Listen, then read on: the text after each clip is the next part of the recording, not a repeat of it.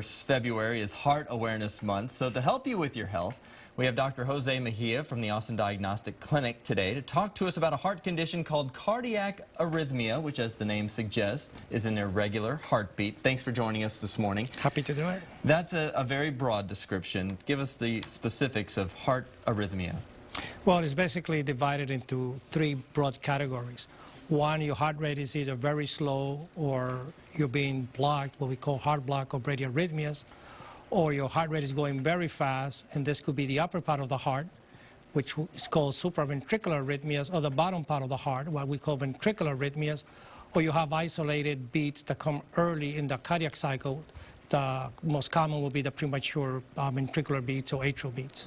Now, how serious can this get? Because whenever you're talking about the heart, automatically it kind of raises your level of seriousness. There's a whole wide spectrum. It could be just a nuisance, palpitations, where you feel your heart skipping, to very symptomatic, where you get dizzy, even blackout spells.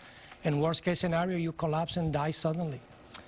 Well, who is more prone to this, and at what age should you start getting regular checks? Well, fortunately, the early arrhythmia that we see in children are rare. In the adults, if you have some metabolic problem like thyroid disorder, structural heart disease, you had prior heart attack or heart failure, some medication make you prone to arrhythmia, and lifestyle choices, people who have used a lot of caffeine, alcohol, illicit drugs, they're all prone to developing this type of arrhythmias. And what are we talking treatment-wise? Well, if you haven't one of those substances, stop, exercise, eat healthy. Medication, we have medication that can control the heart rate. If your heart rate is too slow, we have pacemaker. If you're having those violent arrhythmia, we have little shock box, we call defibrillators. And now we have ablation therapy, where we actually go inside the heart and destroy those cells that are causing the arrhythmias. Any genetics involved? Are you more prone if a family member has had it? Absolutely. We see some of them in family, and they're debuted very early in children. So we're fortunate now that we have the proper tools to make the diagnosis.